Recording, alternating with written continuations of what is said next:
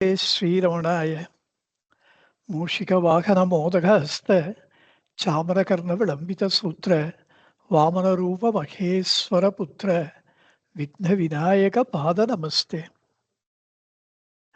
வாக்குண்டாம் நல்ல மனமுண்டாம் மாமலரால் நொக்குண்டாம் மேரி நுடங்காது துப்பார் திருமேனி தும்பிக்கையான் திருப்பாதம் தப்பாமல் சர்வார்த்தமாக்கு. சர்வமங்கள மாங்கல்யே சிவே சர்வார்த்த சாதிகே சரண்யே திரையம்பகே தேவி நாராயணி நமோஸ்துதே.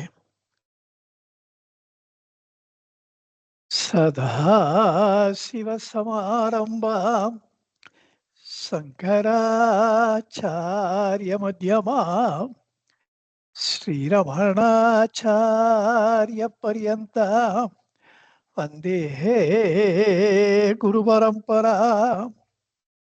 அபாரபூர்வமகிமானம் ஆத்மானந்த பிரகாசகம் அருணாச்சலக்ஷேத்திரவிகாரம் சத்குரும் ஸ்ரீரமணம் பஜே.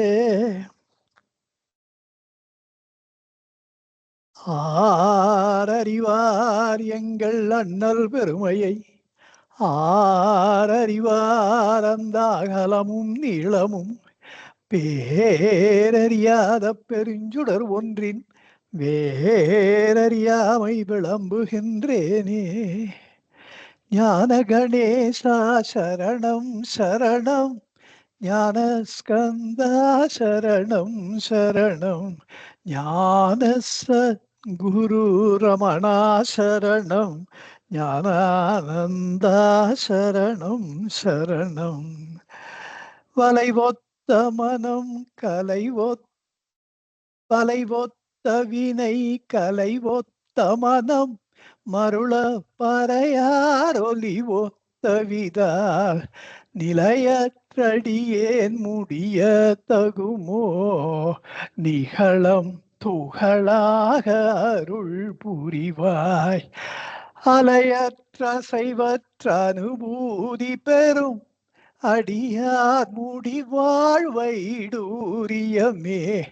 மலைய துவஜன் மகளே வருவாய், மாதா ஜெய ஓம் லலிதாம்பிகையே, மாதா ஜெய ஓம் லலிதாம்பிகையே, மாதா ஜெய ஓம் லலிதாம்பிகையே, மாதா ஜெய ஓம் லலிதாம்பிகையே, மாதா ஜெய ஓம் லலிதாம்பிகையே, மாதா ஜெய ஓம் லலிதாம்பிகையே, மாதா ஜெய ஓம் லலிதாம்பிகையே. சாட்சாத் ஏகமக்ஷரம் ஹிருதி நிரந்தரம் பாசதே ஸ்வயம் லிக்யதே கதம். சாட்சாத் சர்வேஸ்வரனாகிய ஸ்ரீ பகவானுக்கு நமஸ்காரம், பகவானுடைய அடியவர்களுக்கு நமஸ்காரம். எந்தரோ மகானுபாவர் அந்திரிக்கு வந்தனம் என்றார் தியாக பிரம்மம். அவர் வழி நின்று எங்கெல்லாம் இந்த ஆத்ம ஞானத்தை அடைய வேண்டும் என்று பக்தர்கள் ஆசைப்படுகின்றார்களோ அந்த ஆன்மீக மெய் அடியார்களுக்கெல்லாம் எனது பணிவான அன்பான நமஸ்காரங்கள். எந்த லோக மகாகுரு இந்த உள்ளது 40 என்னும் பெருநூலின் 13வது பாட்டிலே ஞானமாம் தானேமை தான் தான் என்று தடைக்கின்ற நம்முடைய அந்த ஆன்ம இயல்பு நம்முடைய சொந்த இயல்பு, அந்த இயல்பு அறிவாக இருக்கின்றது என்று உலகத்திற்கு பறையறிவித்தாரோ, பிரகடனம் செய்தாரோ, முரசறைந்தாரோ அந்த லோக மகாகுருவாம் பகவானுக்கு நமஸ்காரம். பகவானுடைய அடியவர்களுக்கெல்லாம் நமஸ்காரம். உங்கள் எல்லோருக்கும் நமஸ்காரம். உங்கள் அனைவரையும் இந்த உள்ளது 40 சான்றிதழ் படிப்பின் கீழ் 20வது வகுப்பிற்கு அன்போடு வரவேற்கிறேன். இன்றைக்கு நாம் சிந்திக்க வேண்டிய பாடல் 13வது பாடல். ஞானமாம் தானேமை நானாவாம் ஞானம் அஜானமாம் பொய்யாம் அஜானமுமே ஞானமாம் தன்னை அன்றி இன்று அணிகள் தாம் பலவும் பொய் மெய்யாம் பொன்னை அன்றி உண்டோ பூகல். இந்த திருப்பாட்டிலே எடுத்த எடுப்பிலேயே முன்னம் எப்படி அவர் அறிவரும் தன்னை என்று ஆரம்பித்தாரோ 11வது பாடல், 12வது பாடலை எவ்வாறு அறிவு அறியாமையும் என்ற அறிவுக்கு பிராதானியம் கொடுத்து முக்கியத்துவம் கொடுத்து ஆரம்பித்தாரோ, அதே போல அறிவு என்பதற்கு சமஸ்கிருத சொல் ஞானம். அந்த அறிவை வைத்தே இந்த பாடலை ஆரம்பிக்கிறார். இதிலே ஞானமாம் தானேமை என்கிறார். அதாவது 12வது பாடல் இறுதி வாக்கியம் தான் அறிவாகும் பாழ் அன்று அறி. அங்கே தான் அறிவாகும் என்று கூறியது ஒரு நாணயத்தின் முற்பக்கம் என்றால், இங்கே ஞானமாம் தானேமை என்பது மறுபக்கம். அது தலைனா இது பூ. எப்படின்னா, அங்கே தான் அறிவாகும், தானே தானே தத்துவமாகிய அந்த ஆன்மாவே அறிவாகும் என்று கூறியதையே ஞானமாம் தானேமை என்பதினாலே அந்த அறிவாக நாம் இருக்கிறோம். சந்தியாவந்தத்தில் இதைதான் சொல்றோம். அசௌ ஆதித்யோ பிரம்மா. அங்கே கண்ணெதிரே பிரத்யட்சமாக நம் கண்ணுக்கு தெரிகின்ற இந்த சூரியனே பிரம்மம். பிரம்மைவாக அஸ்மி, நான் அந்த பிரம்மமாக இருக்கிறேன். பிரம்மைவ சத்தியம் ஞானமாம் தானேமை. இந்த பிரம்மமே சத்தியம், இதுவே உண்மை. அந்த உண்மையாக நான் இருக்கிறேன். இதைத்தான் தான் அறிவாகும் என்பதும் ஞானமாம் தானேமை என்பதும், அதாவது மீண்டும் மீண்டும் இதை உறுதிப்படுத்துகின்றார். நமக்கு உள்ளே இருக்கின்ற அந்த உள்ளது. இன்னொரு விதமா பார்த்தா, முதல் பாட்டு முதல் வரி மங்கள வெண்பாவில உள்ளதளது உள்ள உணர்வு உள்ளதோ என்கிறார். இந்த தான் தான் என்று தழைத்துக் கொண்டிருக்கின்ற இந்த இயல்புதான் நம்முடைய உண்மையான சுபாவம். இதுவே நான், நான் அறிவாகும். இந்த நானே ஞானமாகும் அல்லது ஞானமே தானாகும். இதுவே மெய். இப்படி அந்த ஆன்மா என்பது எங்கோ தொலைவிலே இல்லை, அது உள்ளது. அந்த உள்ளது நம் உள்ளத்திலே உள்ளது, நம்ம கிட்டயே இருக்கு. அதுவே நாம். அந்த உள்ளது நம் உள்ளே இல்லாவிட்டால் இந்த நான் இருக்கிறேன் என்கின்ற அந்த உள்ள உணர்வு தோன்றுமோ? ஆகவே ஞானமாம் தானேமை, அந்த ஆன்ம அறிவாக இருக்கப்பட்ட அந்த இயல்புதான் அங்க தானே என்பதுக்கு அப்படியும் சொல்லலாம். ஞானமாம் தானே, அதுதான் மெய், அதுவே உண்மை. தானே என்பது இங்கே தானே தானே தழைத்தலாகிய ஆன்மாவை குறிக்கின்றது. அந்த ஆன்மா அறிவாக இருக்கின்றது. அந்த அறிவு தான் உண்மை என்ற பொருள் எல்லாவற்றையும் சுருங்க கூறி விளங்க வைப்பதிலே அதிசமர்த்தராகப்பட்ட பகவான் இங்கே ஞானமாம் தானே மெய் என்றார். பிறகு அடுத்தது அவர் கூற விரும்புவது நானாவாம் ஞானம் அஜானமாம். பலதரப்பட்ட அறிவியல் ஞானங்கள் அனைத்தும் அறியாமையே என்கிறார். ஏனென்றால் இந்த பலதரப்பட்ட அந்நிய அறிவியல் கலை, தொழில்நுட்ப கலை ஞானங்கள் எல்லாமே சுட்டி அறியப்படுவன. இரட்டைகள் முப்புடிகளை சார்ந்து இருப்பன. எனவே நிலைத்தவை அல்ல, நிலையாதவை, மாறிக்கொண்டே இருப்பவை. இது வேடிக்கை என்னன்னா, இந்த அறிவியல் நுட்பங்கள், அறிவியல் கலைகள்ல மாறிக்கொண்டே இருக்கின்ற அந்த தன்மை ஒரு காலத்துல ஒண்ணு மெய்யின்னுவா, அதுதான் அது பொய்ன்னு அப்புறம் ப்ரூவ் பண்ணுவா.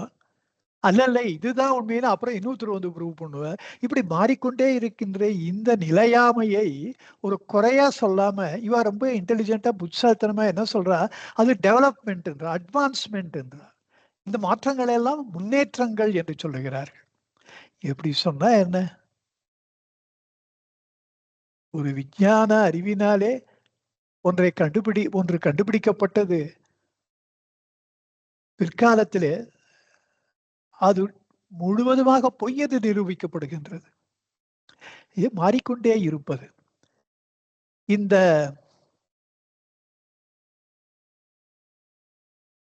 நம்மலாம் இந்த மெடிக்கல் இதுல இருக்கோம். இந்த கொலஸ்ட்ரால்னு ஒண்ணு. இதுக்கு HDL, LDL அதுக்கு ஒரு ரேஷியோ போட்டு குழப்பி பயமுறுத்தி 1 வருஷம் 2 வருஷம் இல்ல, decades together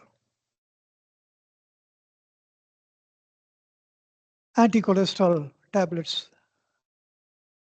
billions and billions of business அவ்வளோ ஏமாத்திவிட்டு, அப்புறம் ஒரு காலகட்டத்துல அது டோட்டலா பொய் என்பது நிரூபிக்கப்பட்டவுடன், after all cholesterol is produced by the body.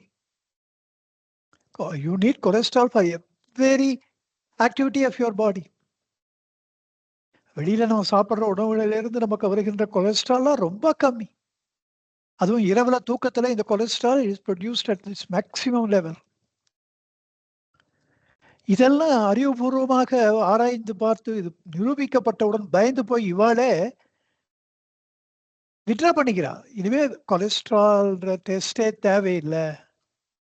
ஆனா கீழே விழுந்தாலும் மீசையில மண் ஓட்டலன்னு எந்த டாக்டர்ஸ் ஃபீல் பண்ணா பண்ணிக்கிட்டோம். அது அவ இஷ்டம். It left to the individual doctors opinion. ஆனா இந்த கொலஸ்ட்ரால் என்பது ஒரு மாயை. இத வந்து சீரியஸா எடுத்துக்க வேண்டாம். இதுதான் உண்மை நிலை. இது வந்து முன்னேற்றம் என்று கருதப்படுகின்றது. It is never treated as cheating the humanity. ஆனா உலகம் அப்படித்தான் இருக்கு. ஊருடன் ஒத்துவாழ்ன்றதும் ஒண்ணு இருக்கு. எல்லாரும் அது சீட்டிங் இல்ல.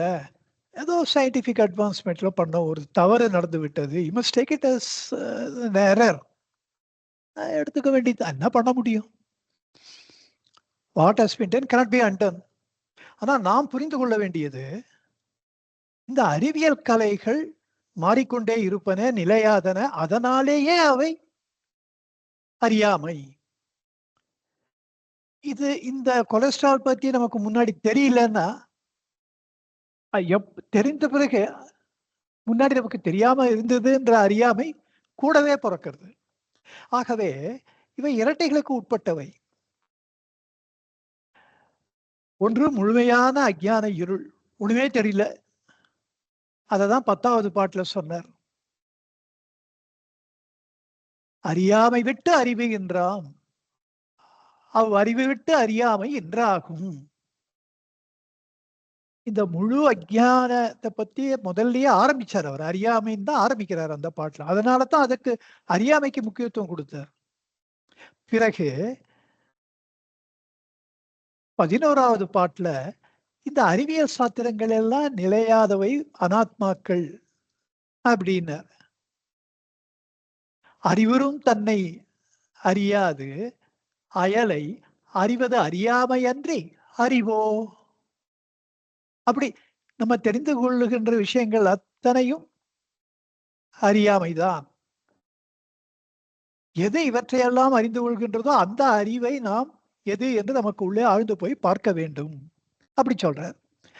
இதையே 12வது பாட்டிலும் இது வலியுறுத்தப்பட்டது.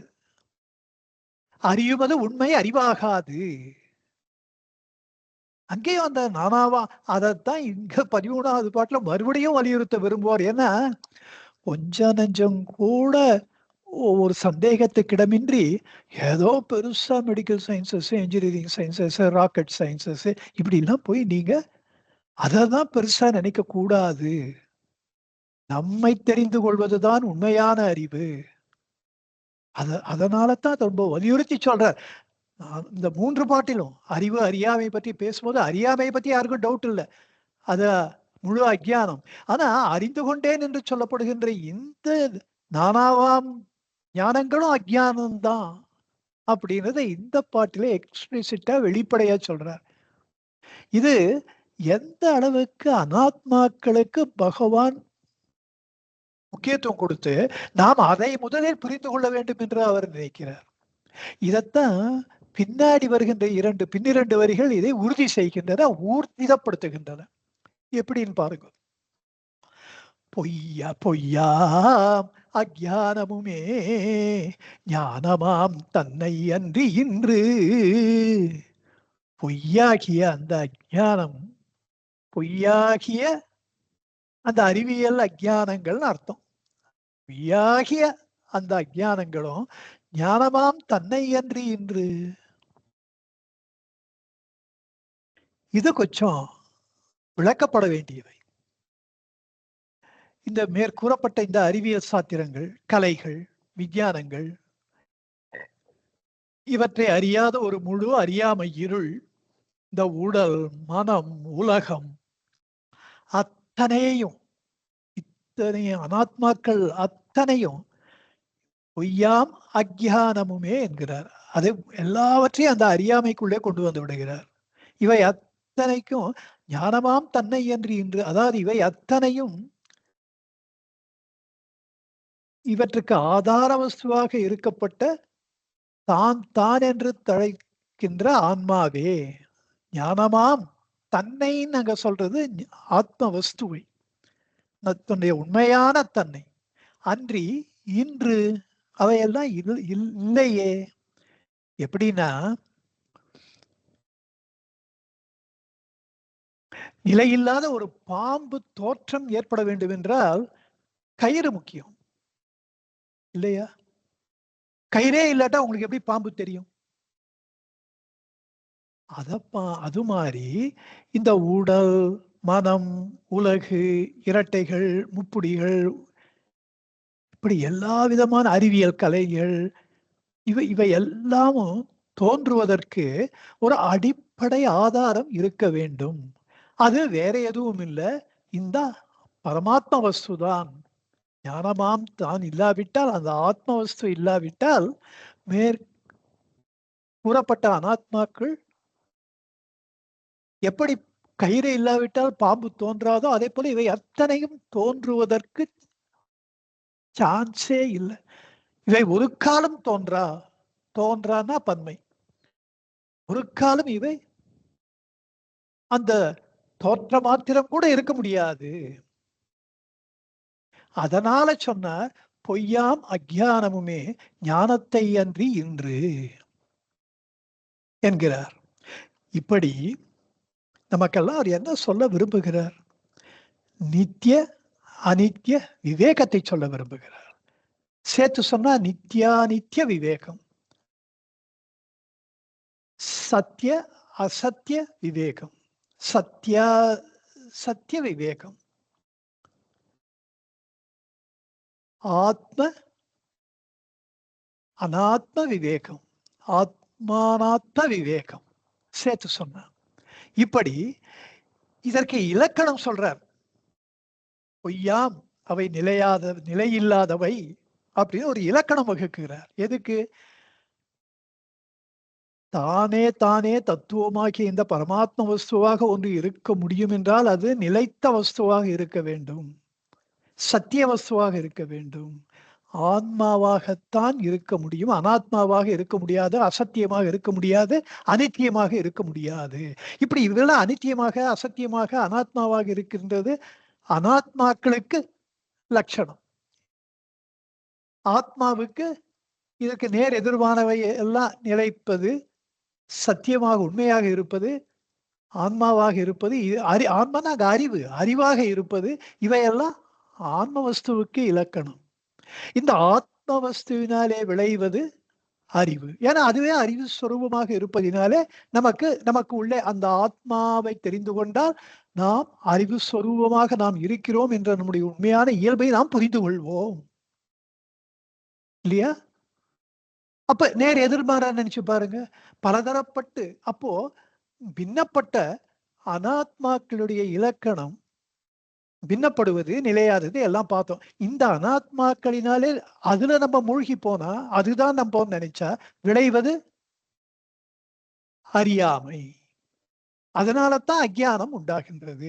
அனாத்மாக்களை தெரிந்து கொண்டாலே பாதி உண்மை நமக்கு புலப்படும் என்பதற்காக இவ்வளவு சொல்றார். இதுல குருவாச்சக கோவையில அந்த பாடல் எனக்கு அவ்வளவு பிடிச்சது. அதாவது இந்த உலகம் ஃபுல்லா 440வது பாடல்ல சொல்றாரு, அனைத்தும் ஆன்மாதான்றதுக்கு சொல்றார். அதுதான் இத்தனை நேரம் சொல்லிட்டு இருக்கோம். பொய்யாம் அஞ்ஞானமுமே ஞானத்தை தானா தன்னை அன்றி இன்று அப்படின்றது தானே இப்ப சொல்லிட்டு இருக்காரு. எல்லாமே ஆன்மா தான் இதுக்கு அடிப்படை. ஆன்மா இல்லாட்டா எதுவுமே இல்ல. அது குருவாச்சக கோவில் இந்த பாடல் என் மனதை ரொம்ப கவர்ந்த ஒரு பாடல். அறிவை தவிர அகிலமும் இல்லை. அறிவுன்றது இங்க ஆன்மா, ஞானம். இந்த ஆன்மாவை தவிர உலகம் என்பது இல்லவே இல்லை. அறிவை தவிர மற்ற ஆருயிர் இல்லை. இந்த ஆத்மாவுக்கு இல்லாவிட்டா உயிர். முதல்ல உலக சொன்னார், இப்ப உயிரை சொல்றார். அடுத்தது இறைவனை சொல்ல போறார். உலகு, உயிர், இறை மூணுத்தையும் அழகா சொல்றார் முருகனார். ஆனா யாரும் இது முருகனார் சொல்றான்னு சொல்றது இல்ல. பகவான் தான் சொல்றார். குருவாச்சக கோவையில பகவான் 28 பாடல்கள் தான் ஏற்றி இருக்கிறார். மீதி 1254 பாடல்கள் முருகனார் ஏற்றி இருக்கிறார். ஆனாலும் பகவான் வந்து உசப் த ஆத்தர்ஷிப் ஃப்ரம் முருகனார். இது நான் இதெல்லாம் என்னுடைய குருவாச்சகம் சொல்லிட்டார் அவர். அதனால எல்லாருமே ரெஃபர் பண்றதும் குருவாச்சக கோவில பகவான் அப்படி சொல்லியிருக்காருன்னு தான் சொல்லுவான். அது ஒரு கன்வென்ஷன் அப்படி வழக்கில் அந்த அளவு பகவான் முருகனாரை தம்மோடு சேர்த்து கொண்டார். பிசிக்கலா கூட அப்படி சொல்லி விட்டோம். அவர் பாட்டு வந்து என் பாட்டு தான் அப்படிங்கிறது எவ்வளவு உரிமை ஒரு குருவுக்கு எடுத்துக்கணும். அவர் மொத்தம் எல்லார்கிட்டையும் எடுத்துட்டாரா தெரியல. முருகனார்கிட்ட தான் எடுத்துட்டார். நிறைய சந்தர்ப்பங்கள்ல எடுத்துட்டு இருக்கார். ஒரு வாட்டி 2 வாட்டி இல்ல. அப்படி அறிவை தவிர மற்ற அருட்பரம் இல்லை. இந்த ஆன்மாவை இல்லாட்டா அருளாகிய அருட்ஸ்வரூபமாக விளங்குகின்ற பரம்னா கடவுள் இல்லை. அறிவை தெரிவே பரமார்த்தமாமே. இந்த ஞானத்தை தெரிந்து கொள்வதுதான் பரமார்த்தம். இதுதான் ஈது பரமார்த்தம் தெரிந்து கொள்வதாக அப்படின்றார். இதுல ஒரு உதாரணம் கொடுக்கிறார். நாம் சொல்ல வந்த விஷயத்தை கொஞ்சம் ஸ்ட்ராங்கா சொல்லணும்னா ஒரு உபமானம், ஒரு உதாரணம் கொடுக்கணும். அதற்கு பகவான் தேர்ந்தெடுத்த உதாரணம் பொன்னாலாகிய ஆபரணங்கள். அத அடுத்து சொல்றார். அடிகள் தாம் போலவும் பொய் மெய்யாம் பொன்னை அன்றி உண்டோ புகழ். இப்போ எனக்கு ஒண்ணு தோணித்து. எல்லாரும் வேதாந்தத்துல நான் படிச்ச நிறைய நூல்கள்ல கயிற்றிலே பாம்பு, ஒரு கட்டையிலே திருடன், இப்படிதான் சொல்லுவா. இந்த 2 உதாரணங்கள் ரொம்ப ரொம்ப பிரசித்தம் வேதாந்த இலக்கியத்துல. இது ஒழியல் ஒடுக்கத்துல நிறைய நூல்ல இது இருக்கு. ஒரு உதாரணத்துக்கு ஒழியல் ஒடுக்கத்துல சொல்றேன். 150வது பாடல். கயிற்றறவும் கட்டையினில் கள்வனும் போல் மாயா மயக்கமற்ற வேதாந்த வாழ்வு முயற்சி கெட்ட ஆனந்தாதித்தே ஆடவராம் ஆகமும் தான் நந்தினார்க்கு சமன். கயிற்று அறவும், கயிற்றிலே பாம்பும், கட்டையினில் கள்ளனும், ஒரு கட்டையில திருடனும். அதை போல மாயா மயக்கமற்ற வேதாந்த வாழ்வு. அந்த பாம்பு தோற்றம் பொய்மையானது, திருடனாக தோன்றுகின்ற தோற்றம் அது தோற்ற மாத்திரமே என்ற உண்மையை உணர்ந்ததுதான் அந்த மாயா மயக்கம் அறிதல். அதாவது ஞானத்தை அடைதல். அப்படிப்பட்ட ஞானி அந்த மாயா மயக்கமற்ற வேதாந்த வாழ்வு, இது பரிபூரணமா ஞான மார்க்கத்திலேயே சென்று ஆன்மாவை கண்டுபிடித்து ஆன்மாவோடு ஒன்று கலத்தல். அதை தான் பகவானுடைய நான் யார் விசாரம் நமக்கு அதை எப்படி செய்யறதுன்னு கத்துக் கொடுக்குறார். வேதாந்தம் வேற மாதிரி எல்லாம் சொல்றது. ஒரு குருவை அடையணும், 12 வருடங்கள் மினிமம் கைங்கரியம் பண்ணி அவர்கிட்ட வேதாந்த பாடம் கத்துக்கணும். அப்புறம் மனன ஆம், சிரவண மனன நிதித்தியாசனம் பண்ணணும். அப்புறம் குரு அருள்னால அதை அடையணும். இப்படிதான் ஒரு கிரமமா சொல்றது. வேற பகவானுடையது ஒரு சுருக்கு வழி. நான் யார் என்று பார், நீ தேடுகின்ற அந்த ஞானம் உனக்கு கிடைக்கும் அப்படின்னு ஒரு அப்சல்யூட்லி ரெவல்யூஷனரி ஒரு பார்த்தது. ஆனா ஏற்கனவே இருக்கு, இல்லாதத பகவான் ஒண்ணு கண்டுபிடிச்சு போய் it's not invention, it is only a discovery.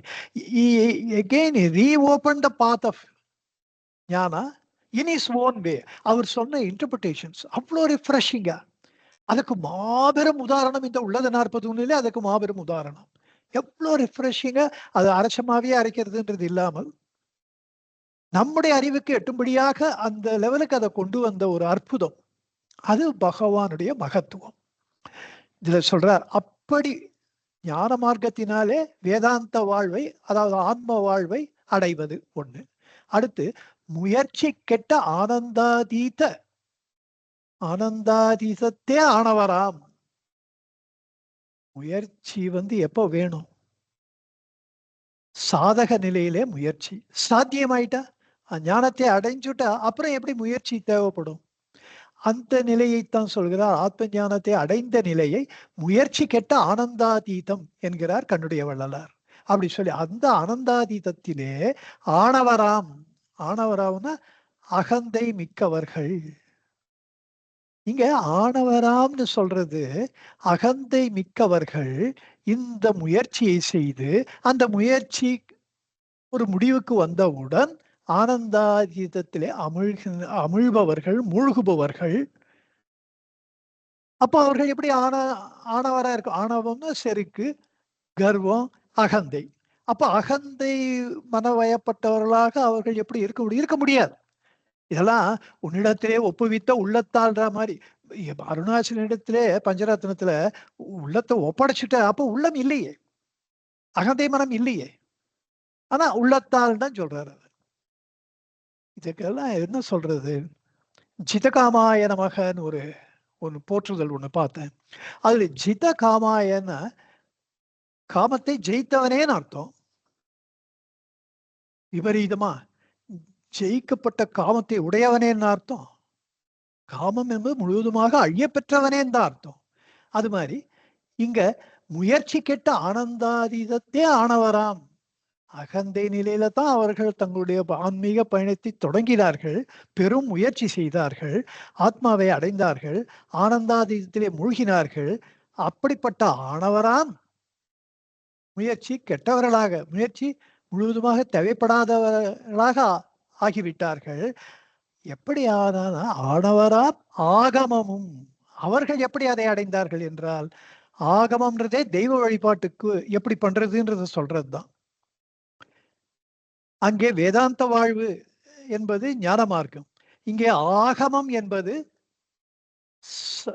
சகுன வழிபாட்டு மார்க்கம், பக்தி மார்க்கம். இந்த ரெண்டும் தான் நந்தினார்க்கு சமம். இங்கே தான் என்பது தான் தான் என்று தழைத்தலாகிய இந்த பரமாத்ம வஸ்துவை நந்துதல்னா ஒளிர்தல், அதிர்தல், பிரகாசித்தல், தழைத்தல். இதுதான் நந்துதல்.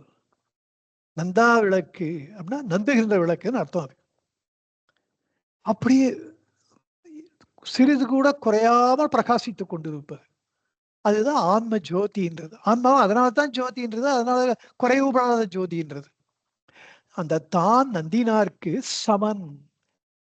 அந்த ஆத்ம ஒளி தம் உள்ளத்திலே ஒளிர பெற்றவர்களுக்கு இந்த இரண்டுமே சமமானவைதான்.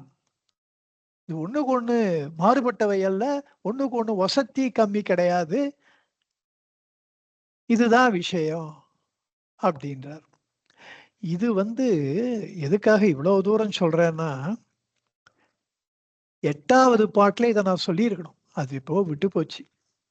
அதுவும் பகவானுடைய ஒரு இச்சைன்னு தான் வச்சுக்கணும்.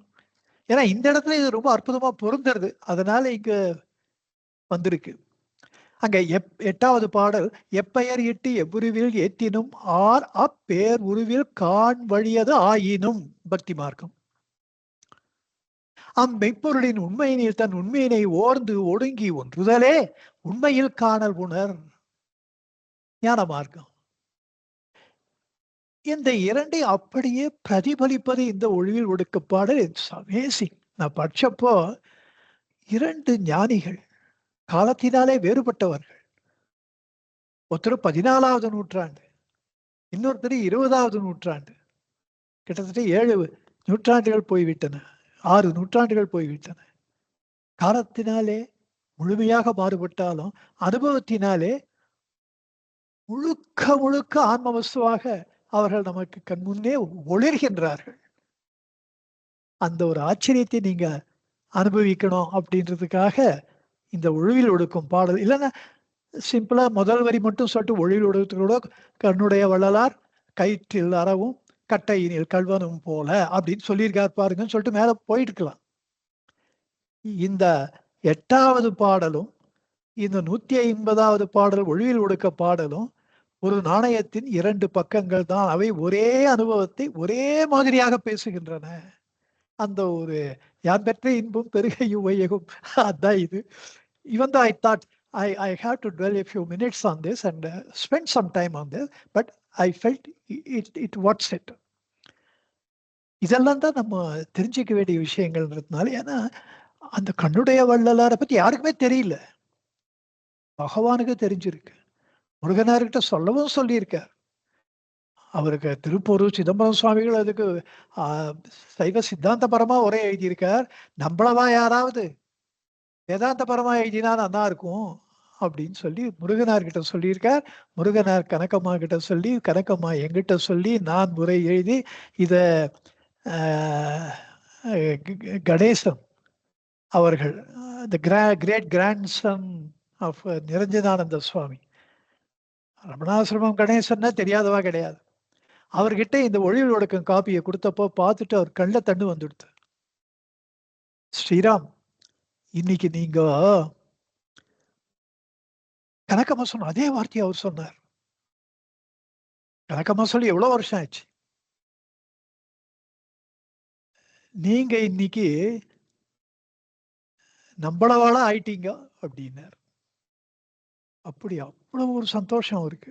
பகவான் நம்மளவா யாராவது ஒருத்தர் எழுதினா நன்னா இருக்கும். நான் கனகம்மாவை கேட்டேன், அந்த உரை இருக்காம்மா அப்படின்னு. கேட்டீங்களாம்மா முருகனாரன்னு? அம்மா சொன்னா, எனக்கு அவர் எழுதலன்னு தெரியுமே, நான் எழுதினீங்களா எப்படி நான் கேட்க முடியும்? ஏன் சாமி எழுதலன்னு தான் கேட்டேன். என்னமா சொன்னார்னு, கை வரலம்மா, கை வரலம்மா. அவரு ரமணானந்த சாகரத்துல மூழ்கி இருக்கார். அவரால் அதுல இருந்து வெளியில இன்னொரு நூலுக்கு போவே முடியல அவரால். அததான் அப்படி இருக்குமாம்மா அப்படின்னு. அதேதான், வேற என்ன அப்படின்னா, நீங்க முகவை கண்ட முருகன் அடிமைன்னு பேர் வச்சுருக்கீங்களே, நீங்க எழுதுங்களேன், உங்க குரு சந்தோஷப்படுவாரோன்னோ. தட்ஸ் சர்வீஸ் யுவர் குரு அப்படின்னு சொன்ன. அவருக்கு பண்ற ஒரு பணியா நினைச்சிட்டு நீங்க இதெல்லாம் பண்ணணும். சன்னதி முறை ஒரு பக்கம் இருக்கட்டும், அப்ப அதை எழுதிட்டு இருந்த காலம், இதை முதல்ல பண்ணுங்க அப்படின்னா. பகவானுடைய ஒரு கருணை நம்மளால முடிஞ்சது. அதை ஃபுல்லா கணக்கமா படிச்சு பார்த்துட்டு, அதுல சில இடங்கள்ல முருகனார் இப்படி நீங்க இப்படி சொல்லியிருக்கு, ஆனா எனக்கு முருகனார் இப்படித்தானே கத்து கொடுத்தா, அவரும் ஒரு பெரிய மேதாவியாச்சே அப்படின்னா. என்னம்மா, என் உரைய படிச்சுட்டு நீங்க முருகனாரும் மேதாவியாச்சேன்னா என்னம்மா அர்த்தம்? அது தூசுமா அவர் முன்னாடி. அவர் என்ன சொல்லியிருக்காரு சொல்லுங்க. அதையே எழுதிடுறோம் நானு. முருகனார் கூறியதுன்னு போட்டு முருகனார் விளக்கம் அப்படின்னு, முருகனாரின் விளக்கம்னு போட்டுடலான்னு. அப்புறம் சொன்னா அதை நான் மாத்தி கொண்டு போய் காமிச்சேன். அப்ப இல்ல நீங்க போட்ட அர்த்தமும் போடுங்க, நீங்க ஒரு ஆய்வு நூல் தானே சொல்ற, அவர் போட்டதையும் போடு, ரெண்டுத்தையுமே போடுங்க அப்படின்னா. இதெல்லாம் ஒரு சுவாரஸ்யம். இப்போ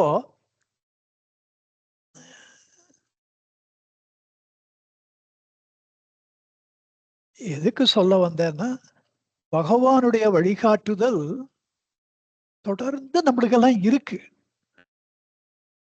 தப்பு யார் பேர்ல இருக்குன்னா, நம்ம தான் அதை கவனிக்கிறது இல்ல. மனச அமைதியா நிச்சலமா வச்சுட்டு காமா இருந்தா பகவான் பேசுறது நம்மளுக்கு கேட்கும்.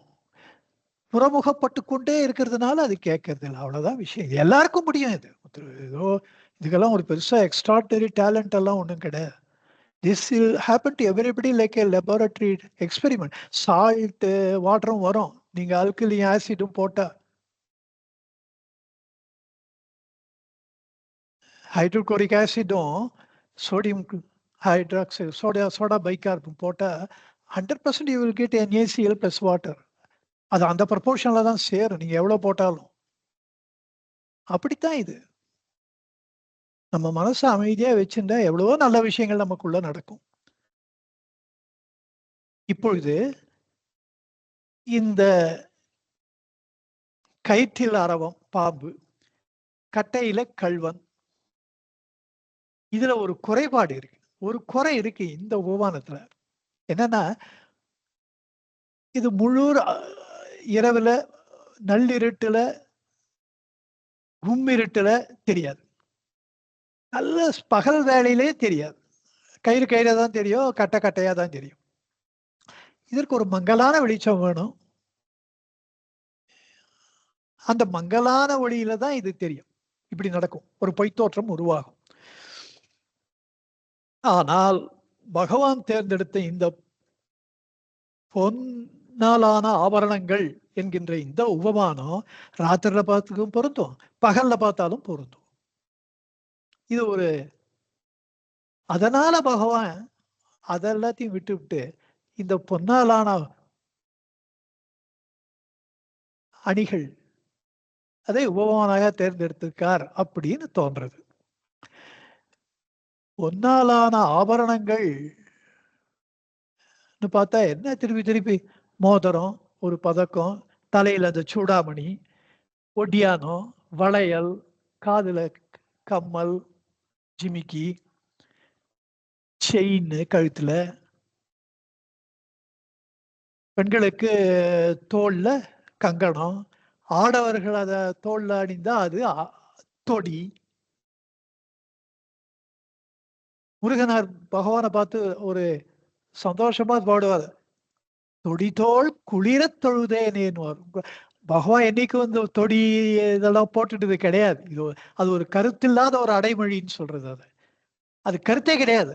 ஆனா அத சொல்லி சொல்லி பகிர்ந்து போறார் முருகனார். தொடிதோள் குளிர தொழுதேனே, தொடிதோள் குளிர தொழுதேனே சன்னதி முறையில். அப்படி இந்த ஆபரணங்கள் எல்லாம் திருப்பி திருப்பி இப்படிதான் வரும். இந்த பொன்னாலான ஆபரணங்கள் எல்லாத்துக்கும் அந்த தங்கம் பொண்ணுதான் ஆதாரம். இந்த ஆபரணங்கள் உருவாக்கப்படுவதற்கு முன்பும் உருவாக்கப்படும் பொழுதும் உருவாக்கப்பட்ட பின்னாலும் தான் உண்மையிலேயே மாறுபடாமல் எப்பொழுதும் ஒரே மாதிரியாக இருப்பது அது அவற்றுக்கெல்லாம் ஆதாரமாக இருக்கின்ற அது தங்கம்தான். இந்த ஆபரணங்கள் பேர் வேற, உருவம் வேற, அதான் நாமரூபங்கள். நாம ரூபங்களினாலே இந்த ஆபரணங்கள் மாறுகின்றன, மாறுபடுகின்றன. அதனால சொல்றார், அணிகள் தாம் பலவும் பொய் அப்படின்னு தீர்மானித்து சொல்லுகிறார். என்றும் மாறுபடாத அந்த தங்கத்தை, பொன்னை மெய் என்கிறார். இன்னொரு விஷயம் இதுல இன்ட்ரெஸ்டிங்கான விஷயம் என்னன்னா, இந்த உதாரணத்துல கூறும் பொழுது மெய் பொய் டைரக்டா சொல்றது. இந்த இரண்டு வார்த்தைகளை அவர் உபயோகித்திருப்பதினாலே அவர் கூற விரும்புகின்ற செய்தியை நல்ல தெளிவா சொல்றதுக்கு இந்த இரண்டு வார்த்தைகளும் நமக்கு உதவுகின்றன. அதனால அவர் அதை தேர்ந்தெடுத்திருக்கிறார். அணிகள் தாம் பலவும் பொய், மெய்யாம் பொன்னை அன்றி உண்டோ புகழ். அப்படி இந்த பொய்யும் மெய்யும், அதாவது ஒன்னாக பார்க்கும் பொழுது இந்த ஆபரணங்கள் மறைந்து விடுகின்றன. ஒரு பொற்தச்சன் பொற்கொல்லர், அவர் கண்களுக்கு பற்பல விதமாக இருக்கின்ற ஆபரணங்கள் அவர் கண்ணில் படாது. அந்த தங்கம் என்ன தரம்னு தான் பார்ப்பார்.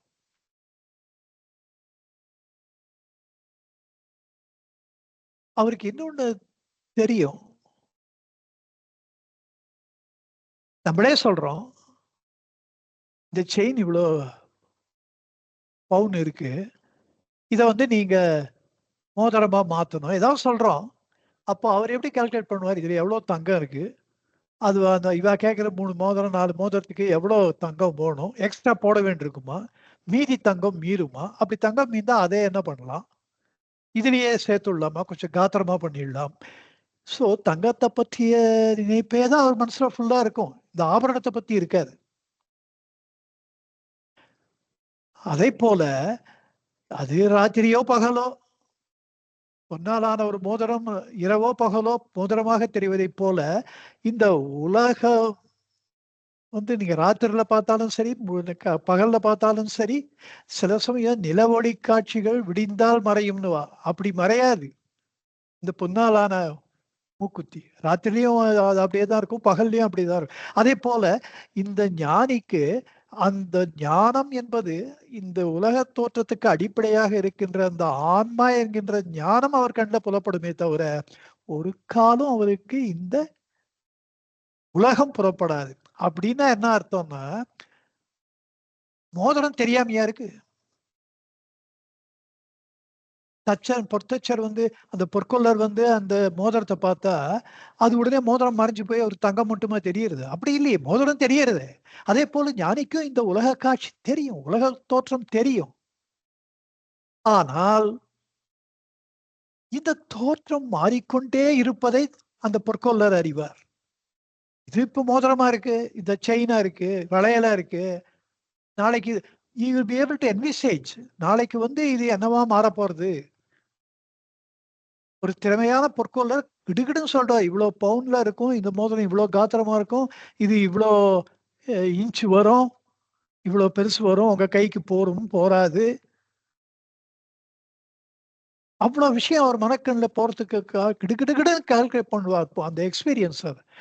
அப்படி இந்த ஞானிக்கு பகவத்கீதையில ஸ்ரீகிருஷ்ணன் சொல்ற மாரி தான். "யானிசா சர்வபூதானாம்" இந்த சகல உயிர்களுக்கும் எல்லா இந்த எது இரவாக இருக்கின்றதோ, யார் நிசா யா எது இரவா நிசியாக இரவாக இருக்கின்றதோ,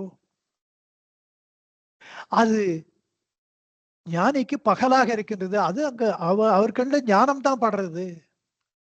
ஆன்மா தான் தெரிகின்றது. எது எல்லா உயிர்களுக்கும் பகலா இருக்கோ, உலக காட்சி நல்லா தெளிவா இருக்கோ, அந்த உலகத் தோற்றம் ஞானிக்கு இரவா இருக்கு. அது அவ்வளோ அவர பாதிப்பதில்லை. தோற்றம் தெரியும். அப்ப ஏன் அப்படி சொல்ற? அப்படின்னா, அந்த இடத்துல ஒரு விஷயம் நம்ம புரிஞ்சுக்கணும். தோற்ற மாத்திரம் இருக்கு. மோதிரம் இருக்கு, வளையல் இருக்கு, எல்லாம் இருக்கு. ஆனால், இந்த தோற்ற மாத்திரமா இருக்கு. இந்த தோற்றங்கள் மாறலாம். அது ஒட்டியானமாயிடும். அப்போ அந்த தோற்றம் தங்கமாகுமோ? ஒரு காலம் ஆகாது. அப்போ அந்த தங்கம் இல்லாமல் இந்த மோதிரம் வருமோ? அப்படித்தான் இந்த உலகத்திலே நாம் அனாத்மாக்கள் என்று சொல்கின்ற இந்த உலகம், மனம், உடல், மகதத்துவம், மகத்தத்துவம் காரணமாய், சிந்தமாய், இந்த சூக்ஷ்ம சரீரம், ஸ்தூல சரீரம், இரட்டைகள், முப்புடிகள், மனம், இப்படி இவை அத்தனையும் தோற்ற மாத்திரமாக இருக்கின்றன. அதனால தான் உலக காட்சி மாறிக்கொண்டே இருக்கின்றது. இந்த மாறிக்கொண்டே இருக்கின்ற இந்த உண்மையை ஞானி அறிகிறார். அந்த தோற்ற மாத்திரமாக இருப்பது எப்படி ஆன்மாவாகும்? அடிப்படை ஆதார வஸ்துவாக இருக்கவே முடியாது. ஆனால் அந்த அடிப்படை பரமாத்ம வஸ்து இல்லாமல் இந்த தோற்றம் இதுக்கு கிடைக்குமா? Mechanical energy, hydel energy, electric energy ஆகுமா? சக்தி இருக்கு. வேறு வேறு தோற்றங்களிலே மாறும். அந்த சக்தி எதற்கு ஆதாரம்? இவையெல்லாம் தோற்றம் மாத்திரம். இந்த தோற்றங்களை நம்ம ஆத்மான்னு நினைச்சுக்கிறோம். இந்த ஒரு சட்டில் டிஃபரன்ஸ் நம்ம புரிஞ்சுக்கணும். தோற்றங்கள் என்பது வேறு, மோதிரம் என்பது வேறு. அந்த மோதிரத்தில் இருக்கின்ற தங்கம் வேறு. அதாவது மோதிரம் என்பதுதான் தோற்றம். இந்த தோற்றம் என்றைக்குமே தங்கமாக முடியாது. இதை புரிந்து கொண்டால் இந்த அணிகள் தாம் பலவும் பொய். ஏனென்றால் அவைகள் தோற்ற மாத்திரம்தான் இருக்கின்றன. மெய்யாம் பொன்னை அன்றி உண்டோ புகழ். இப்போ இது இன்னும் கொஞ்சம் கிளாரிட்டி கிடைக்கிறது பாருங்க. இந்த பொன் இல்லாமல் எப்படி இந்த விதவிதமான தோற்றங்களை உடைய ஆபரணங்கள் வர முடியுமோ, அதை போல ஒரே ஒரு ஏகவஸ்துவாக இருக்கின்ற பரமாத்ம வஸ்துவிலிருந்து விதவிதமாக இந்த உலக தோற்றங்கள் நம்ம வெளிப்படுகின்றன, மாறுகின்றன. இப்படி இதுக்கும் ஒரு குருவாச்சக கோயில பகவான் ஒரு பாடல் இயற்றி இருக்கிறார். 419வது பாடல். பொன்னணிகள் போல புலப்பொருள்கள் பற்பலவாம். எக்ஸாக்டா சொல்றார் பாருங்க. எனினும் அப்பொன்னறிவோ ஏகமாம். எக்ஸ்பிளைன் பண்றது எனக்கு புரியறதால உங்களுக்கும் புரிஞ்சிருக்கும்னு நினைச்சுட்டேன். பொன்னணிகள் போல, பொன்னாலான அணிகள்னா ஆபரணங்கள், அதை போல புலப்பொருள்கள் பற்பலவா. நம் கண்முன்னே காணுகின்ற பொருள்கள், உலக விஷயாதி பொருள்கள் பற்பலவாம். அவை பேதப்பட்டு பின்னப்பட்டு பற்பலவாக நமக்கு காட்சி அளிக்கின்றன. எனினும் அப்பொன்னறிவோ ஏகமாம். ஆனாலும் அந்த தங்கம் ஏக வஸ்துவாக இருப்பதை போல பொன்தான் சிறப்பாய சுட்டறிவில் தீர்ந்து ஒளிரும். இந்த பொன் என்பதுதான் கடைசியில மிஞ்சி நிற்கும். இந்த சுட்டறிவில் தீர்ந்து ஒளிரும். இந்த அகந்தை மயக்கம் தீர்ந்தவுடன் ஒளிர்கின்ற சித்த திறப்பாய வெற்றறிவே தேர். அந்த பொன் தான், அந்த பொன்னை போன்றதுதான் இந்த வெற்றறிவு. அங்க இட்டறிவுன்னு ஒண்ணு சொன்னேன் இல்லையா, அது மாதிரிதான் இது வெற்றறிவு. வெற்றறிவு என்றது அது மாத்திரம் இருக்கின்ற அறிவு. வெறுமனே கேவலம் அப்படின்ற சமஸ்கிருத வார்த்தை தான் இதுக்கு அந்த வெற்று. பிரத்யக்னா தனி, தனித்து ஒளிர்வது, அது வேற. இங்க வெற்றறிவுன்னா வெறுமன வேற ஒண்ணுமே கலப்பில்லாமல் அது மாத்திரமாக இருப்பது வெற்றறிவு. இந்த மாதிரியான வார்த்தைகள் தான் முருகனாருக்கு புகழ் சேர்க்கின்றன. இட்டறிவு, சுட்டறிவு எல்லாரும் சொல்லுவா. இந்த வெற்றறிவு இதெல்லாம் கொஞ்சம் புதுமையான வார்த்தைகள். இப்படி இந்த வெற்றறிவாகிய ஆத்ம ஞானம் பொன்னை போன்றது என்கிறார் இந்த பாடலில். அந்த பொன் எப்படி ஆதாரமோ அப்படி இந்த வெற்றறிவே இந்த உலக பற்பல பொருள்களுக்கு ஆதாரம். அவை தோற்ற மாத்திரம்தான். அந்த தோற்றம் நிஜம் நினைச்சு ஏமாந்து போகாது. இப்படி ஏகாந்த பஞ்சகத்திலும் இதை சொல்லியிருக்கார். பொண்ணுக்கு வேறாக பூஷணம் உள்ளதோ. பொண்ணுக்கு பூடணம்னு வர்றதுல செய்யுள் நடையில சமஸ்கிருத எழுத்து வரக்கூடாதுன்றதுனால ஷா வந்து டா ஆகும். பூடணம், பூஷணம். பூஷணம்னா ஆபரணம். பொண்ணுக்கு வேறாக பூஷணம் உள்ளதோ. தன்னை தனுவென்பான் அக்ஞானி. தானாக தன்னை தானாக கொள்வான் தனையறிந்த ஞானிதரி. தன்னை அன்றி தனுவேது. பொண்ணுக்கு வேறாக பூஷணம் உள்ளதோ தன்னை அன்றி தனுவேது. தான் தான் என்று தழைக்கின்ற நம்முடைய அந்த உள்ளது என்று நமது உள்ளத்திலே இருக்கின்ற அந்த பரமாத்ம வஸ்துவுக்கு அப்பாற்பட்டு தனுனா உடல். இந்த உடல் இருக்க முடியுமா? தன்னை தனுவென்பான் அக்ஞானி. தான் உடலாக தன்னை நினைத்துக் கொள்பவன் அக்ஞானி. தானாக கொள்வான் தனையறிந்த ஞானிதரி. இந்த ஞானியோ இந்த உடல் நமக்கு ஒரு பகுதி. இந்த உடலும் நம்மிடத்திலே இருக்கின்றது. அவன் எங்கும் பறந்து எதிலும் இருந்து எல்லாமா இருப்பதினால இந்த உடலும் அவனுக்கு உள்ளே இருக்கின்றது என்பதை அந்த ஞானி அறிவான். தன்னை அறிந்த ஞானி தரின தெரிந்து கொள்னு அர்த்தம். தரிப்பாயாக, ஏற்றுக்கொள்வாயாக, இதுதான் உண்மை என்று அங்கேயும் சொல்ற. இங்கே பொய்யாம் அணிகள் தாம் பலவும் பொய், மெய்யாம் பொன்னை அன்றி உண்டோ புகழ் என்ற கடைசி வார்த்தை. புகழ் என்ற வார்த்தை சொற்பிரயோகம் பகவானுடைய ஸ்பெஷாலிட்டி. எப்படின்னா, இது வந்து பகவான் சொல்ல வந்த கருத்துக்கு நல்ல ஒரு ஸ்ட்ரென்தன் பண்றது.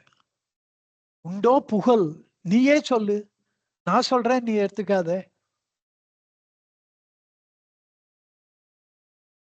இதுதான் அதுக்கு அர்த்தம். புகழ் யோசித்து பார், யோசித்து பார்த்து எனக்கு நீ சொல்லு. அப்படின்னா என்ன அர்த்தம்? நான் சொல்றது சரியான உண்மையப்பா, அந்த உண்மையை நீ ஏற்றுக்கொள். அது வந்து நீயே சொல்லுன்னா நான் சொல்றேன், நான் ஏத்துக்க மாட்டேன், நான் போறேன், அப்படி இல்ல அது. அர்ஜுனன் பகவத்கீதை முன்னாடியே அதை சொல்லியிருக்கோம். 700 ஸ்லோகம் சொல்லிட்டு, அர்ஜுனா உனக்கு எது உசிதம்னு படுறதோ நீ பண்ணு அப்படின்னா, நீ வெளில போட்டுவிடு, நீ பாட்டுன்னு போயிடுன்னு அர்த்தம். அப்படி இல்ல அது. நான் சொல்லதெல்லாம் நான் யோசிச்சு பாரு, அப்புறமா நீ டிசைட் பண்ணு. அப்ப நீ என்னுடைய கருத்துக்கு வருவ, நான் சொல்றதை நீ கேட்ப, நான் சொல்றதுதான் கரெக்ட்னு உனக்கு தெரியும். அதுதான் அதுக்கு அர்த்தம் புகழுக்கு. இப்படி இந்த ஒரு டெக்னிக்கை வந்து பகவான் வந்து நிறைய இடத்துல யூஸ் பண்றார். 1 2 இடத்துல இல்ல, அது ஒரு லிஸ்டே போடலாம். கழறு 5வது பாடல்ல, உடலன்றி உண்டோ உலகம், உடல் விட்டு உலகை கண்டார் உளரோ கழறு. கழறுனா சொல்லு. மனத்தை அன்றி உலகு உண்டோ அறை, அறைனாலும் சொல்லு. 6வது பாடல். அப்புறம் 19வது பாடல், 21வது 27வது பாடல். இதுல உணல், உணல்னா உண்ணுதல். பிறகு எண்னா யோசிச்சு பாரு. இது வந்து 17வது பாடல், 18வது பாடல், 23வது பாடல், 24வது பாடல். 4 பாடல்கள் இந்த எண் என்ற இந்த யோசிச்சு பாரு என்ற வார்த்தையை உபயோகித்திருக்கிறார். அப்புறம் பதியை உள்ளே மடக்கி பதியை மதியால் மதித்திடுவது எங்கண் மதி. மதினா யோசிச்சு பாரு, 22வது பாடல். அதே மாதிரி ஓர், தியங்குவரோ தேர். ஓர் என்பது 25, 26 2 பாடல்ல. தேர் என்பது நித்திரை விட்டு ஓர்ந்தால் அவை மெய்யோ, உண்மை நிலை கண்டு பொய்மை தீர்ந்தார் தியங்குவரோ தேர். அது 35வது பாடல். ஞானியினுடைய உண்மையான தன்மையை உன்னலெவன், அவர் நிலைமை உன்னலெவன்.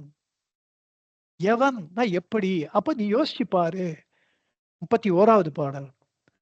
அது விசாரமாமா நற்துணையாம், அன்று இது நானாம் அது என்று எண்ணல் துணையாம், அது விசாரமாமா. நானாம் அது அகம் பிரம்மாஸ்மி, நானாம் அது தத்துவமசி, அந்த மாதிரி நானாம் அது. அது வந்து அப்படி யோசிச்சுட்டு இருக்கிறது பாசிட்டிவ் தியானம். அது விசாரமாமா, நான் யார் அப்படின்றது ஆக்டிவ் தியானம். இந்த ஆக்டிவ் தியானத்தில் சோர்வு ஏற்படாது. ஆமா, அது விசாரமாமா, யோசிச்சு பாரு. அதே மாதிரி கடைசியில கூட 39வது பாடம். நித்தமாய் சித்தமாய் நித்த முத்தன் தான் நிற்க நிற்குமோ பந்த சிந்தை, முத்தி சிந்தை முன் நிற்குமோ.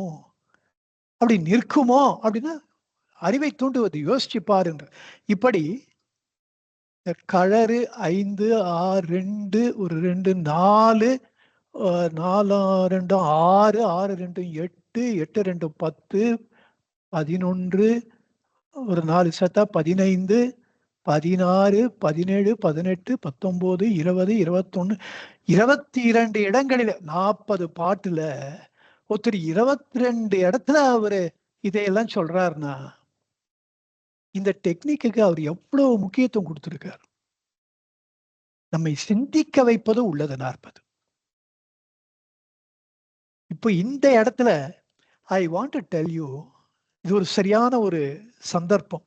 இதை நம்ம we cannot allow this to slip out. இது நழுவ விடக்கூடாது. இது இது ஒரு இன்னொரு ஒரு பெரிய உண்மை இதுல அடங்கி இருக்கு. இந்த அறியாமையை பற்றி ஏன்னா இந்த அறிவு அறியாமையை விளக்க பிறந்தவை இந்த 10, 11, 12, 13 என்கின்ற 4 பாடல்கள். இதுல இறுதி பாடல் தான் இது, இந்த 13. இந்த பாடல்ல இந்த ஒரு பெரும் உண்மையை நாம் தெரிந்து கொள்ள வேண்டும் என்பதற்காக அதை ரொம்ப சூட்சமமா வச்சிருக்கார். அதாவது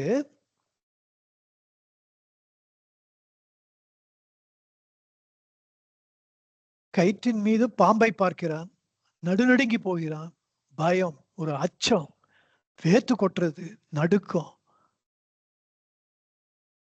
அப்படி இல்லாத ஒரு பாம்பு இருக்கின்ற ஒருவனை டோட்டலா பயமுறுத்துறது. அதை போல இல்லாத ஒரு அறியாமை, அறிவு அறியாமை, அந்த நானாவாம் ஞானம் எல்லாம் அறியாமைன்ட்டார். அதனால நம்ம மொத்தமா அறியாமைன்னு வச்சுப்போம் எல்லாத்தையும். முழு அஜ்ஞானம், இந்த நானாவாம் அஜ்ஞானம் எல்லாமே முழுமையான ஒரு அஜ்ஞானத்துலதான் வந்துடுறது. இந்த அறியாமை, இல்லாத ஒரு அறியாமை இருக்கின்ற ஜீவனை இந்த பிறவி பெரும் சுழல் பல 100 ஜென்மங்களுக்கு கஷ்டப்படுத்தும்படியா ஆட்டி வைக்கின்றது. எனவே இந்த இல்லாத அகந்தை அறியாமையே பந்தத்துக்கு காரணமாகின்றது. இப்ப இந்த பந்தம் எப்படி நீங்கும்?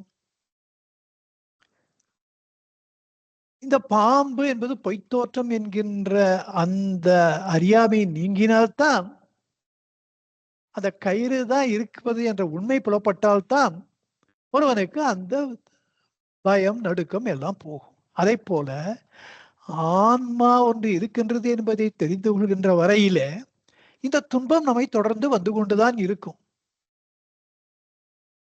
இந்த இதுல இந்த அறியாமை அகன்றவுடன் ஆன்மா உணரப்படும். இது ஏகதேசம். இதெல்லாம் கரெக்டா இருக்கு இது வரைக்கும். இதைதான் நம்ம மறுபடியும் மறுபடியும் பார்த்திருக்கோம். இதுக்கு அப்புறம் சொல்ல போற விஷயம்தான் முக்கியமானது. அதாவது இந்த உடல், மனம், இந்த காரணமாயே ஆன்மாவுக்கு அப்பாற்பட்ட சக்தி அல்லன்னு பார்த்துட்டோம். அது சுட்டி காட்டுகின்ற, அதுக்கு அது உருவாக்குகின்ற சூட்சும சரீரம், அது சுட்டி காட்டுகின்ற உடல், உடல் சுட்டி காட்டுகின்ற உலகம், இவை அத்தனையும் பொய் என்பது ஆரம்ப பாடம். ஆன்மாவை இதெல்லாம் பொய்த்தோற்றம் என்று தெரிந்து கொண்டு ஆத்மா ஒன்று இருக்கின்றது என்பதை அறிந்து இந்த ஆத்ம ஞானியாக தன்னுடைய உண்மையான சுபாவம் இருப்பதை, இயல்பு இருப்பதை ஒருவன் உணர்ந்தவுடன் இவை அத்தனையும் கூட பிரம்மமாகி விடுகின்றன. அப்படி நீ இந்த உடல், உலகம், மனம் இவையெல்லாம்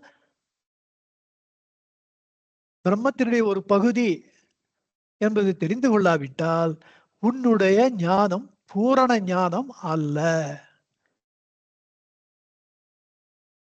இந்த உடல் பொய், மனம் பொய், இதெல்லாம் ஆரம்ப பாடம். அப்பா அட்வான்ஸ்டு ஸ்டேஜுக்கு வந்துட்டா, பிஹெச்டி படிச்சுட்டா, அப்ப ஆரம்ப பாடம் போய் தானே, ஆரம்ப பாடம் தேவையில்லையே. ஆனா எனக்கு தெரிஞ்சு பெரிய பெரிய ப்ரொஃபசர்ஸ் எல்லாம் you must never leave your grounding in your basics சொல்லுவா. ஆர்கமிட்டிஸ் பிரின்சிபல் உனக்கு சரியா புரியல, அது என்னைக்கோ படிச்சது, அது இப்ப யாருக்கு ஞாபகம் இருக்குன்னு சொன்னா you are not a you don't deserve a பிஹெச்டின்னு வர, ஏதோ தெரியாம கொடுத்துட்டோம் அப்படின்னு வர. அதெல்லாம் இருக்கு. அப்போதான் நான் சொன்ன இருக்கு சார், அந்த ஆரம்ப பாடம் என்பது நாம் இந்த பரமாத்மா வஸ்துவாக இருக்கிறோம் என்பது ஆரம்ப பாடம். இதுதான் அட்வான்ஸ்டு எக்ஸ்பீரியன்ஸும். நீங்க சொல்றது வேதாந்தத்துக்கு ரொம்ப ஒத்து வருது சார்னு சொல்லுவேன். இப்படி ஆத்ம ஞானத்தை அடைந்து விட்டால், பிரம்ம ஞானம் திளைத்து போய்விட்டால், மூழ்கிவிட்டால் பார்க்கின்ற அனைத்தும் பிரம்மம். இவை எல்லாமே அப்படி பிரம்மமா இல்லை அப்படின்னா, இந்த உலகம் உனக்கு பிரம்மமா தோணலன்னா, நீ அடைந்திருக்க இந்த ஞானம் பரிபூரண ஞானம் ஆகாது, அப்படி இருக்காது. இப்படித்தான் இன்னொருத்தர் சில பேர் பார்த்திருக்கேன். சில சுவாமிஜிஸ் ரொம்ப பிரசித்தியா பிரக்யாதியா இருக்கிற சுவாமிஜி ஒருத்தர் அப்படித்தான் சொன்னார். சாஸ்திர ஞானம் சுப்ரீம், வேதாந்த பாடம் அது கூட தெரிஞ்சுண்டு ஆன்ம வஸ்துவை அனுபவிக்கின்றவன் உத்தம ஞானி.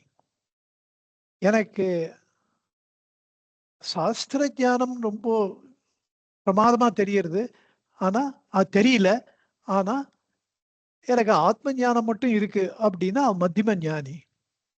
ரெண்டுமே இல்லாதவன் அதம ஞானி. இப்படிலாம் ஏதோ போட்டு குழப்பின்னு இருந்தார் ஒரு வாட்டி.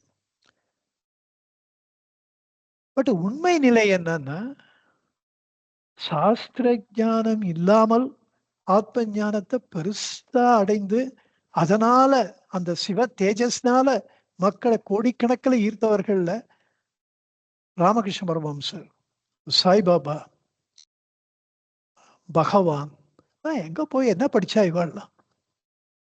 ராமகிருஷ்ண ஒரு கையெழுத்து போட்டா அதுல 10,000 தப்பு இருக்கும். இதெல்லாம் புரிஞ்சிக்காம எனக்கு சாஸ்திர ஞானம் இல்லாட்டா உன்னுடைய பிரம்ம ஞானம் பரிபூரணம் ஆகாதுன்னு சொல்றவரை நம்ம என்ன சொல்ல முடியும்? இதைத்தான் இவாளுன்னு சொல்லுவா. இது பொதுவா சாக்தர்கள், சக்தி வழிபாடு பண்றவர்கள் அதுல கொஞ்சம் அதிக ஈடுபாடோட சொல்றத பாக்குறேன். அதெல்லாம் ஒரு பொது விதி அப்படி அது பொது விதியா சொல்ல முடியாது. இந்த மாதிரி சொல்றதா நிறைய பேர் இருக்கா, எல்லாத்துலயுமே இருக்கா. இந்த பொன்னாலான ஆபரணங்கள் என்கின்ற இந்த உபமானம் இந்த விவாதத்திற்கு ஒரு முற்றுப்புள்ளியை வைக்கின்றது. It brings this argument to your close. எப்படின்னா, இந்த ஆபரணங்கள் பொய்யான பாம்பு தோற்றமே அன்றி வேற இல்லை. பொன்னை உணர்ந்தவனுக்கு இந்த ஆபரணங்கள் எல்லாம் ஒரு தோற்ற மாத்திரம் என்பது பரமசத்தியமா படும். ஆகவே இந்த தோற்றங்கள் பொன்னா ஆகாது. இந்த தோற்றங்களை பற்றிய ஒரு மாயை, அந்த அறியாமை, அதை நீக்குவதுதான் இவை அத்தனையும் பொன்னு நம்ம ஃபீல் பண்ற ஸ்ட்ராங்கா உணர்வதற்கு அடிப்படை. அதே போல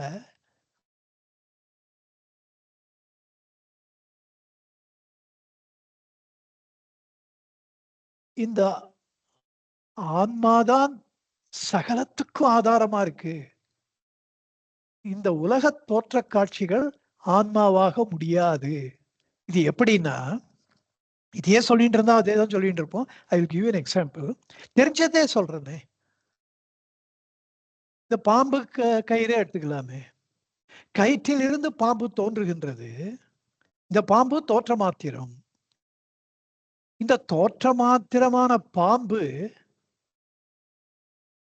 எப்போதாவது ஒரு காலத்துல அறியாமையில் இருக்கும் பொழுது தனியா இருக்கு.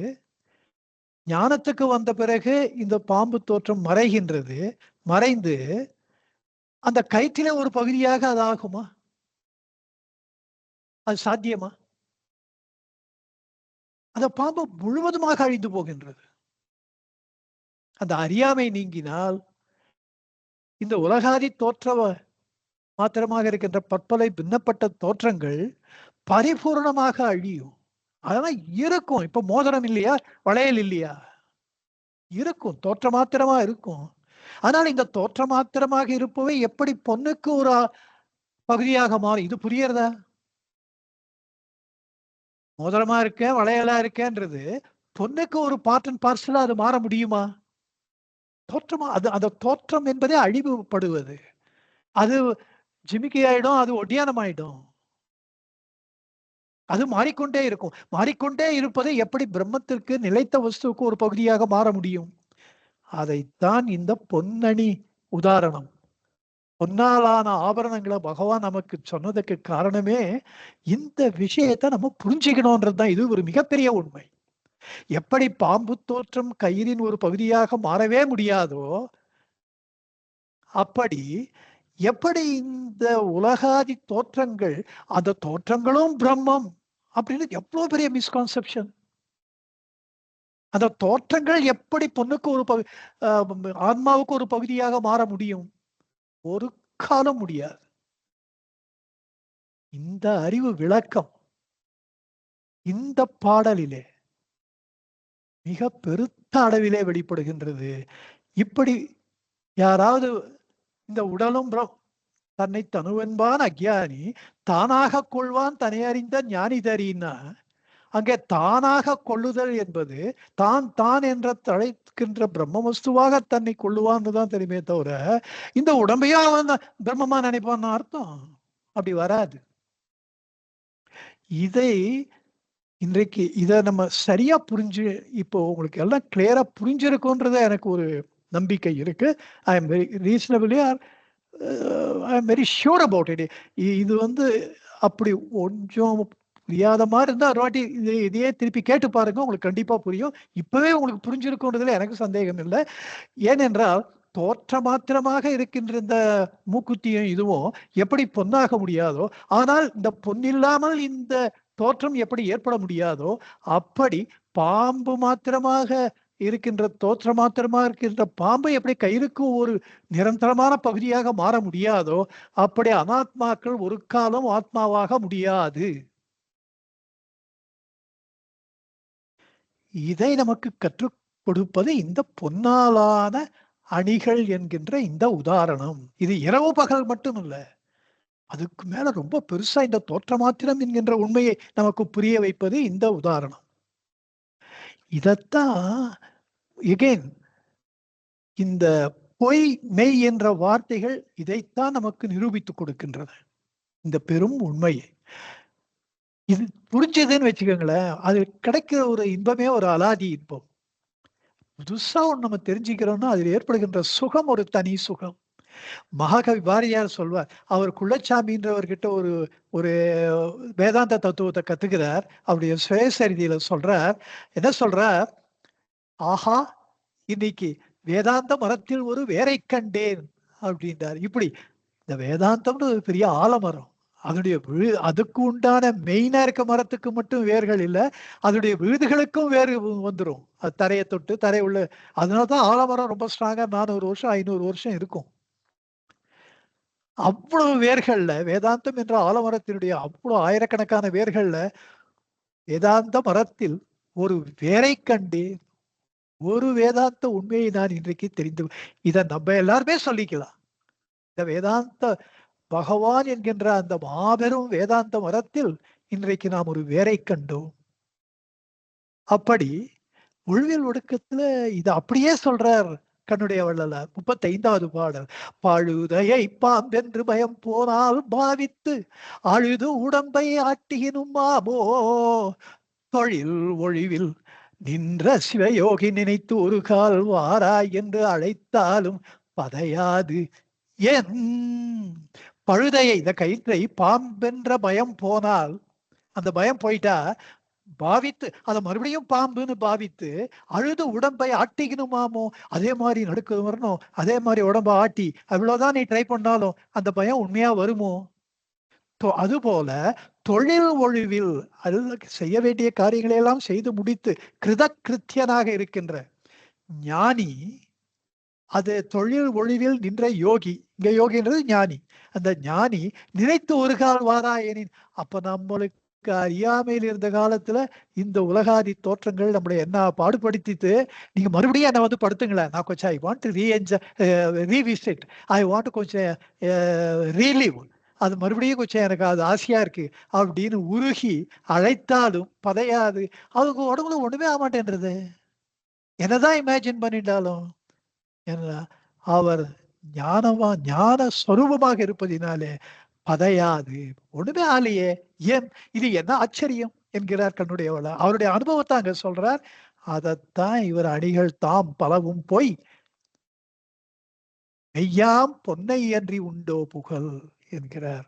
அது தெரிஞ்சிடுச்சுன்னா அப்புறம் எப்படி வரும் என்கிறார். இதிலே 3 பாடல்கள் நான் குருவாச்சிவ கோவையிலிருந்து தேர்ந்தெடுத்தேன். அதாவது 63வது பாடல். இதையெல்லாம் நான் விளக்குவதை விட நீங்க படிக்கிறதுக்கு சுவாரஸ்யமா இருக்கும். முதல் 63வது பாடல்ல வந்து இந்த உலகம் நித்தியம்னு சில பேர் சொல்றா. ஆனா அது அந்த அந்த மாதிரி சொல்றதுல கொஞ்சம் கூட சத்தியமே உண்மையே இல்லாததுனால, இந்த உலகம் மாறிக்கொண்டே இருப்பதினால, நித்தியமா இல்லாததுனால, அதை எப்படி பிரம்மம்னு நான் ஒத்துக்க முடியும் அப்படின்னு கேட்கிறார். இன்னொன்று 64வது பாடல்ல, கூறுபடினும் குலவு உண்மையோடு, கூறுபடினும் பின்னப்பட்டாலும் இந்த குலமும் உண்மையோடு, பிரம்மத்தோடு, குலமும் உண்மைன்றது பிரம்மத்தோடு மாறுபடாது என்று சிலர் வாதிப்பார். இந்த உலகம் பின்னப்பட்டாலும் பிரம்மத்தின் ஒரு பகுதியே அப்படின்னு வாதிப்பார். நான் கேட்கிறேன், இது கூறுபடினும் நீங்க சொல்லிட்டதுனால, கூறுபடாமல் இருப்பதுதான் பிரம்மத்தின் ஏகவஸ்துவாக இருப்பதுதான் பிரம்மத்தின் தன்மை என்பதனால நீங்களே ஒத்துக்கிறீங்களே இந்த பூமி இந்த உலகம் கூறுபட்டது பின்னப்பட்டதுன்னு, அப்புறம் அது எப்படி பிரம்மமாகும் என்று கேட்கிறார். இன்னொன்று, ஒப்பமாம் பூரணமாய் உள்ள ஒரு சாந்திமய தத்பரமாம் ஏக சதாசிவமே. இது ஏக வஸ்துவாக இருக்கின்ற சதாசிவம். கற்பனா பேதங்களாக பிரிந்த மன பொய்யறிவே ஏதங்கள் ஈண்டு இவ்வுலகு. பின்னப்பட்டு அதனாலே ஏற்படுகின்ற சுகதுக்கங்களினாலே பாதிக்கப்படுகின்ற அனித்தியமான வஸ்துவே உலகம். அது எப்படி சதாசிவமாகும்? சதா சிவம்னா ஈஸ்வரனுக்கு ஒரு பேரு. ஏன் அவருக்கு அப்படி பேர் வந்ததுன்னா, சிவம்னா ஆஸ்பீஷியஸ்னஸ், மங்களம். சதா மங்களமாக இருக்கின்ற பரமாத்ம வஸ்துன்றது இங்க பொருள். அப்படி சதா மங்களமாக இருக்கின்ற பரமாத்ம வஸ்துவில மங்களம்னா சுகமாக இருக்கின்ற, அதனால்தான் சத்தியம் சிவம் சுந்தரம். சத்தியம் உண்மை, சிவம் அது மங்களம், சுந்தரம் அதுதான் அழகு, உண்மையான அழகு. அதனால்தான் ஈஸ்வரன் அப்படி வர்ணிக்கிறது. அப்படி துக்கத்தை தருகின்ற இந்த உலகு, துக்கங்களே நாளை நிறைந்திருக்கின்ற இந்த உலகு எப்படி பிரம்மமாகும் என்று கேட்கிறார். ஒரு காலம் ஆகாது என்றார். இதுல கடைசியா ஒரு விஷயத்த சொல்லணும்னு ஆசைப்படுறேன். இது சாதுவம் சுவாமிகள் ஒரு குறிப்பில் எழுதியிருக்கார். முருகனார் அவர் மெயின்டைனிங் டைரி இட் சீம்ஸ். அதுல அந்த அவருடைய நாட்குறிப்புல முருகனார் எழுதியிருக்காராம். இந்த பாடல் 13வது பாடல்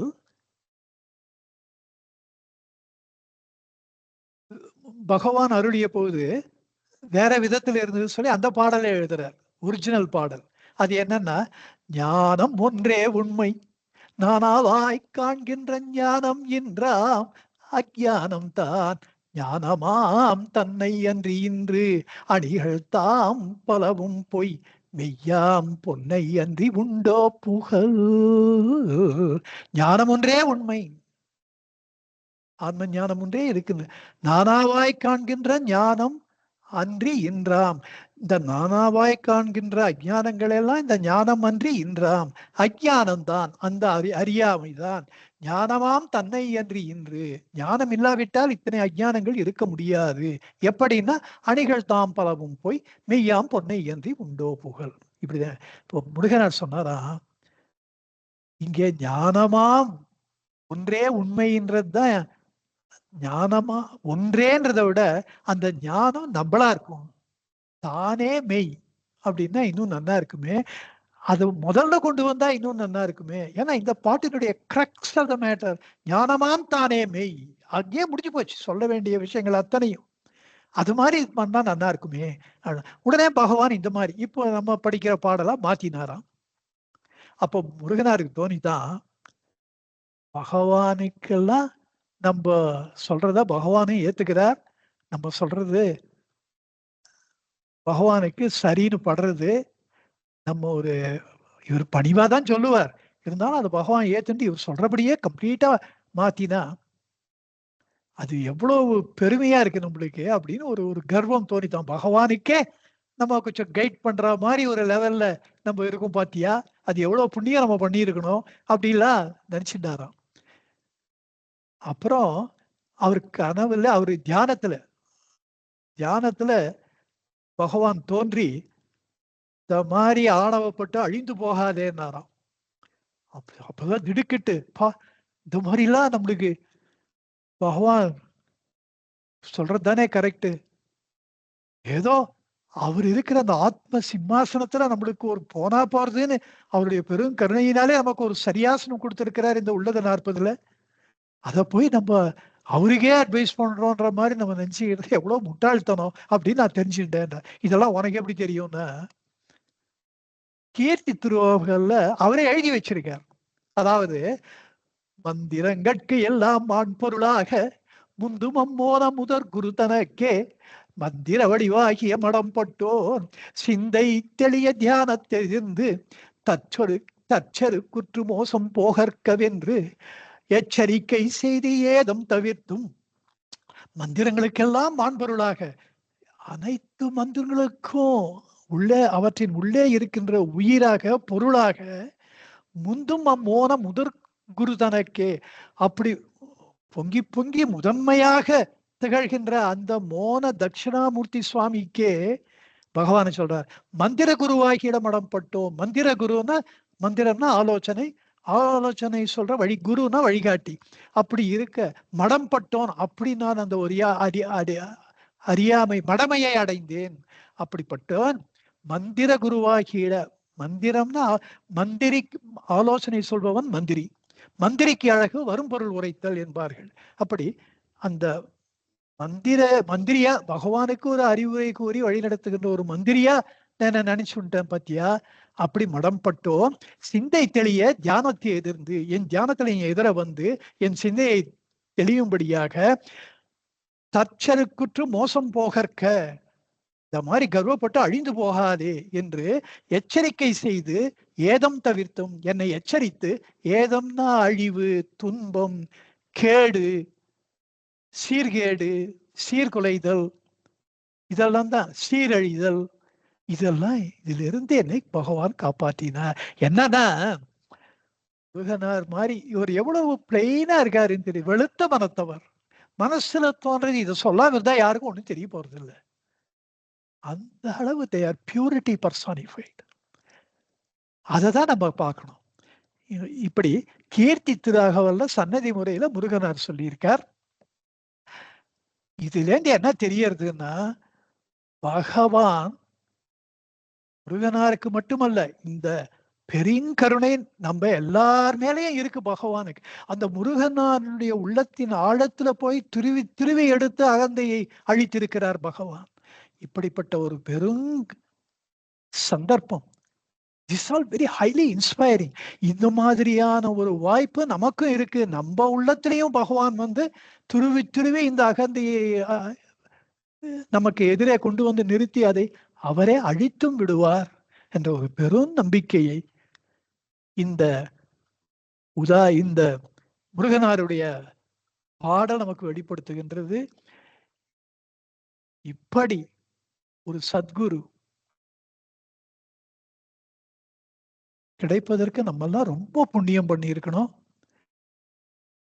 இந்த முருகனார் பெற்ற பெரும் பேரு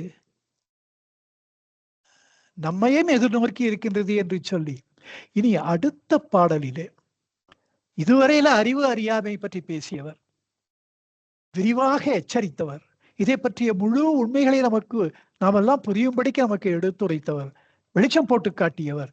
அடுத்த மூவிடங்கள், தமிழ்ல இடம் காலம் என்பார்கள்.